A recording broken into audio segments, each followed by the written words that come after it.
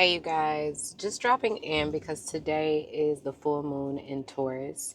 And if you want to start using the moons, here is some information to help. Each month there is a new moon and there is a full moon. The new moon is the one that looks invisible, but you can see the outline as if the cup is empty and there's a chance to fill it up. The full moon is the one that's all big and beautiful, about to burst. And what I always remember is that it's like a full bladder. That means it's time to release something. And the beautiful thing about this is that they happen in different signs every month. And so the new moon is the month that is happening. So, for example, the next new moon will be in Sagittarius because December is coming up, right? And that full moon will be in the sign that's on the opposite axis of the full moon. I mean, of the new moon, right? And so that'll be Gemini. Gemini and Sagittarius share the same axis. Scorpio and Taurus, Aries and what is that? Libra. Don't get me the line.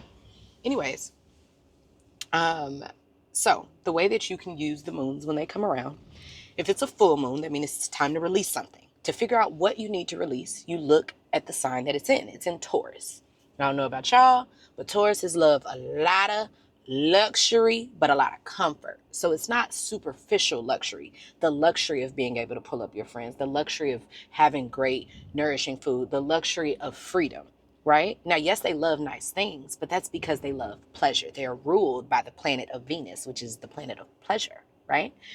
And a lot of people confuse this with just being big and bodacious and just like gaudy. No, no, no, no, no, no, no, no, no, no, no, no, no, no. Between a Taurus and a Libra, babe, just smooth luxury, smooth operator.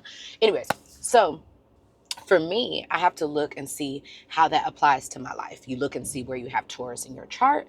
And then you also say, how does this resonate with me? What does that mean? If I'm releasing something, I don't want to release my wealth, right? I don't want to release wealth or release abundance. Here's the thing. We're releasing anything keeping me from my abundance, which means it's time to go through those relationships that you have. And that doesn't mean they're bad relationships and it's time to cut them off, but it might be time to shift how that relationship moves. You know what I'm saying? And show up in that way where you are. Maybe it's time to release, a business endeavor that might not be working out from you, or a schedule. Like, what is keeping you from true abundance? And the reason that this might be difficult to answer on the spot is if you're not clear about what abundance means to you. And if you know anything about me, then you know that I am on this path of trying to figure out, what the fuck do I want? I know what the world says I'm supposed to want. I know what I thought I wanted. I know that as I change into different people, I want different things. So I'm always trying to keep conscious of what is it that Samaya wants, and what do I need to release that does not support that type of abundance outside of like my requirements and responsibilities, right?